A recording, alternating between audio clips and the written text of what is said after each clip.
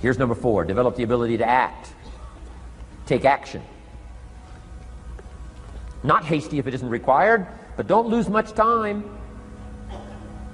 Here's the time to act. When the idea is hot and the emotion is strong. That's the time to act. You say, Mr. Rohn, I'd like to have a library like yours. See, if you feel strong about that, what you got to do is get the first book and then get the second book. Before the feeling passes and before the idea gets dim, action pronto, action immediate, action as soon as possible. Because if you don't, here's what happens. We call it the law of diminishing intent. We intend to when the idea strikes us. We intend to when the emotion is high. But now if you don't translate that into action fairly soon, now the intent starts to diminish. And a month from now it's cold. A year from now, can't be found. So act. Set up a discipline when the emotions are high and the idea is strong and clear and powerful. That's the time to set up the discipline.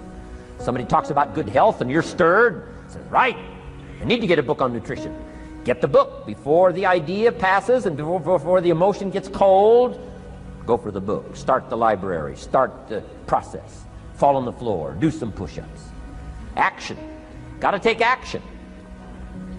Otherwise, the wisdom is wasted. Otherwise, the emotion soon passes. Unless you put it into a disciplined activity. Capture it. Disciplines is called how to capture the emotion and how to capture the wisdom and translate it into equity. Disciplines.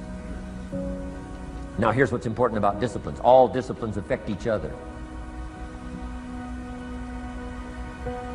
In fact, here's a good philosophical phrase. Everything affects everything else. Nothing stands alone. Don't be naive in saying, well, this doesn't matter. I'm telling you, everything matters. There are some things that matter more than others, but there isn't anything that doesn't matter.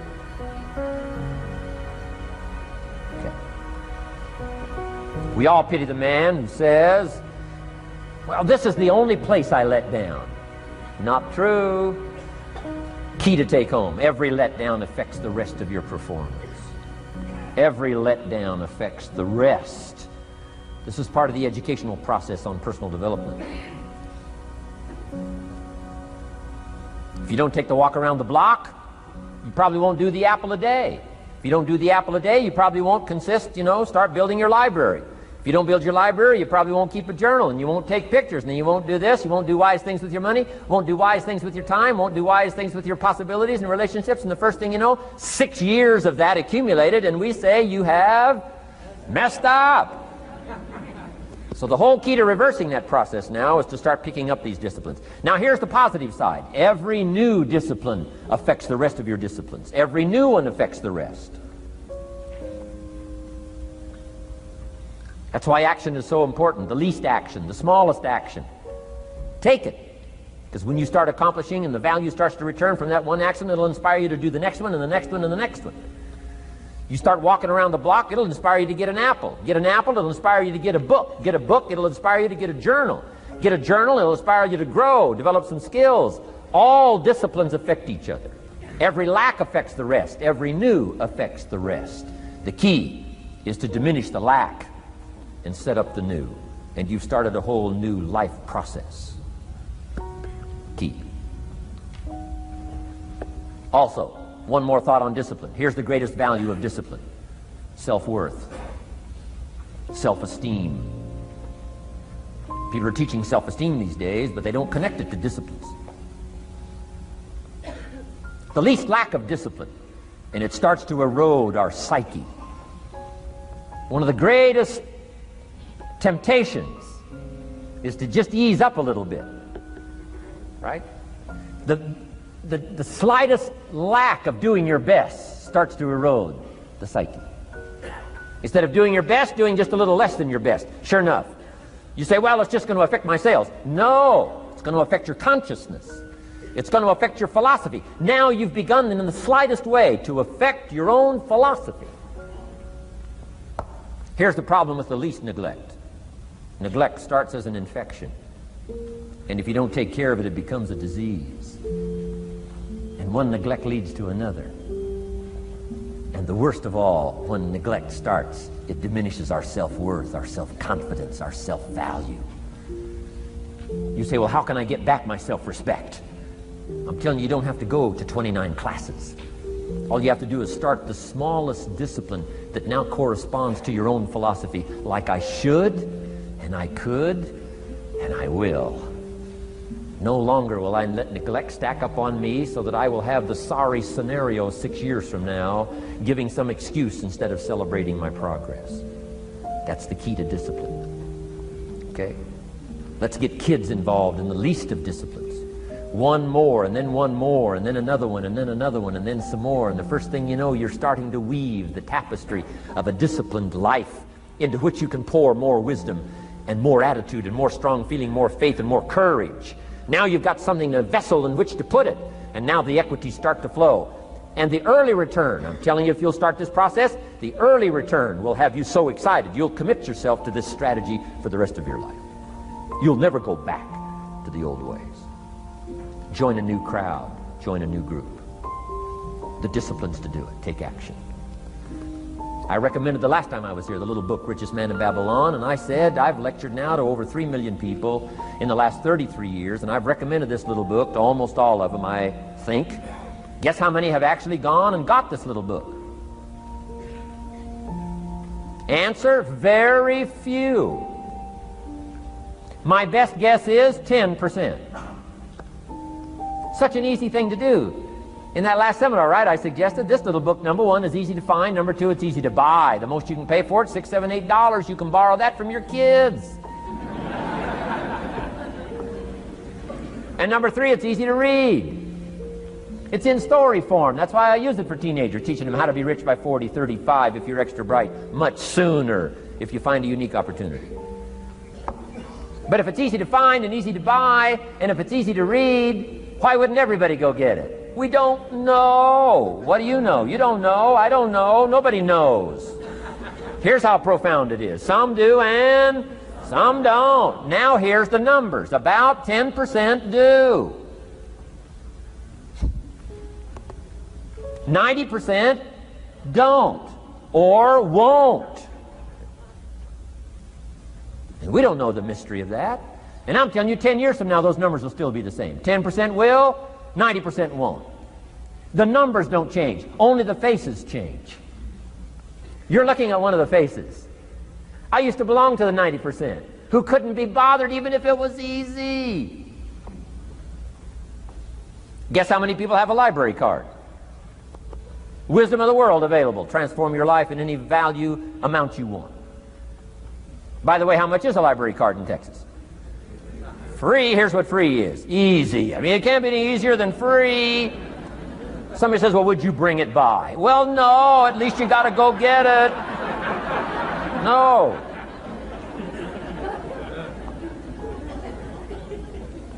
Wisdom of the world available. Transform your life spiritually, socially, personally, economically, and every other way. Teach you how to be rich and powerful and sophisticated and healthy, influential. How many people have a library card? Answer, 3%.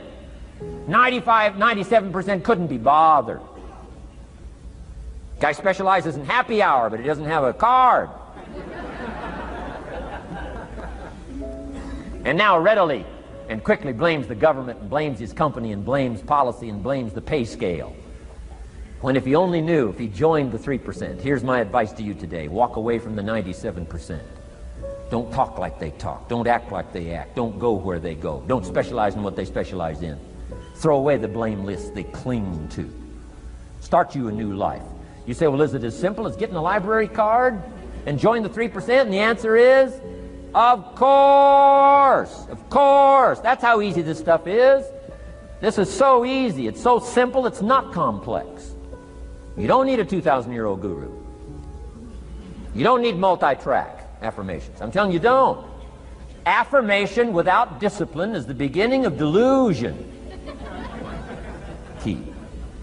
Don't let somebody sweep you into some contrary way to nature itself says, unless you labor. The miracle of the seed and the soil and the seasons and God and all the other stuff that's available, sunshine and rain, that's not available to you by affirmation. It is only available to you by labor. So labor well. Okay. Learn well. Discipline yourself well. And you can have all the treasures you want. This stuff's easy and simple. It's not ocean waves and seagulls. You don't have to move to Sedona, where all the force fields come together in Arizona.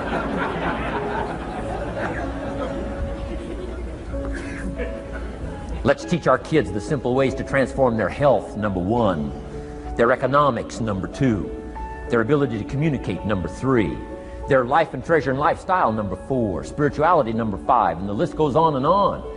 Let's not leave out any of the least of disciplines that encourage us to do the next one, to do the next one, to do the next one. First thing you know, this whole scenario for you is spinning up instead of out of control on the negative side. This is all you got to do. It's as simple as this. It's as simple as a start, committing yourself to life change. And once you start down this road, I promise you, you'll join the 10% and the 3%. We're going to talk financial independence in just a little while. Guess how many people can retire from the income of their own personal resources when it comes time to retire? Answer, 5%. In the most independent country in the world, 95% are dependent, 5% are independent. Take charge of your own retirement. I'm telling you, if you take charge of your own retirement through personal development and all these skills we've taught today, plus what's coming up, financial independence, I'm telling you, take charge of your own retirement, you can multiply it at least by 5, maybe by 10, maybe by 20, maybe by 100. Let the government take care of it, some company take care of it, you got to divide by 5. Take charge of your own life, take charge of your own day, take charge of your own conversation, take charge of your own family, take charge of your own possibilities. And learn these skills, develop this kind of strategy, and I'm telling you, life will open up for you. Join the 3%. Join the 10%. Join the 5%. Walk away from the 95%. In our Leadership Weekend we teach, find out what poor people read and don't read it.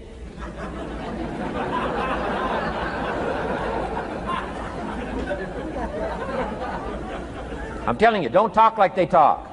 Lend a helping hand, but don't fall into their poor philosophical scenario. Don't blame what they blame. Don't use the excuses they use. It's called the language of the poor. Switch gears, switch language, switch ideas, switch strategy. Start with the simplest of disciplines. And don't bemean any of these disciplines. The smallest of disciplines starts the process of life change.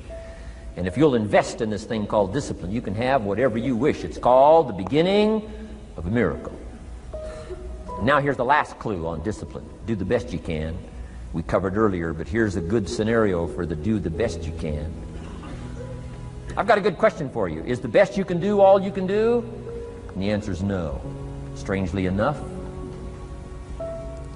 if we all fell on the floor right now and did as many push-ups as we possibly could, and let's say for some reason you haven't been into push-ups lately, I can't imagine why, but let's say the best you can do is 5. And you look up at the rest of us and say, hey, 5 is the best I can do. We can tell by the look on your face that's probably true. 5 is the best you can do. Now, is 5 all you can do? The answer is no. If you rest a little, you can do 5 more. Wow. And if you rest a little, you can do 5 more. And if you rest a little, you can do 15 more. How did we get from 5 to 15? It's a miracle.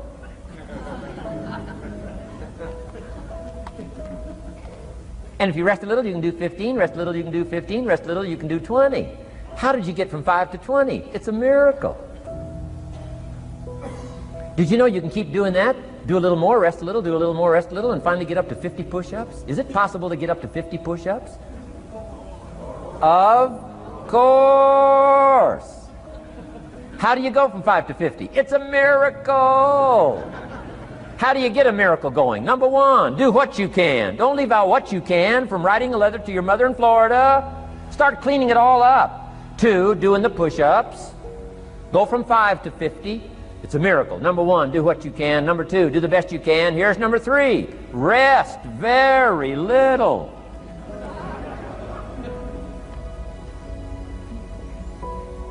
Don't rest too long. Why? The weeds take the garden.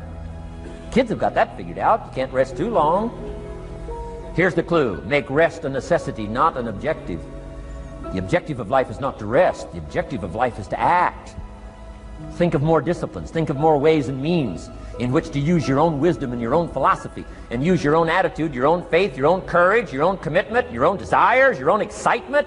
Invest it, invest it, invest it, invest it in discipline so that it's not wasted.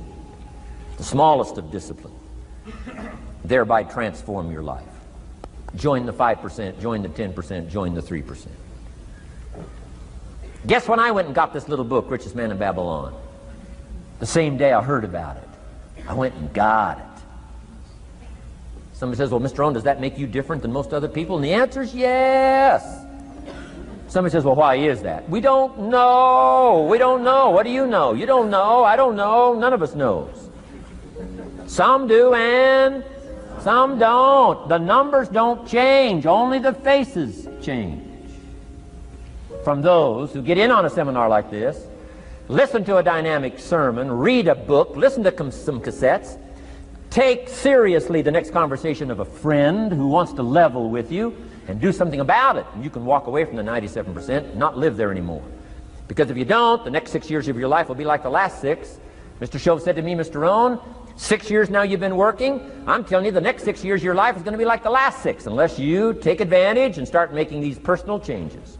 I made the changes, totally revolutionized my life. So take a look at the next 5 years of your life. It's going to be like the last 5 unless you change. And if you will change, everything will change. Join the 5%. 10 years from now, the numbers are going to be the same.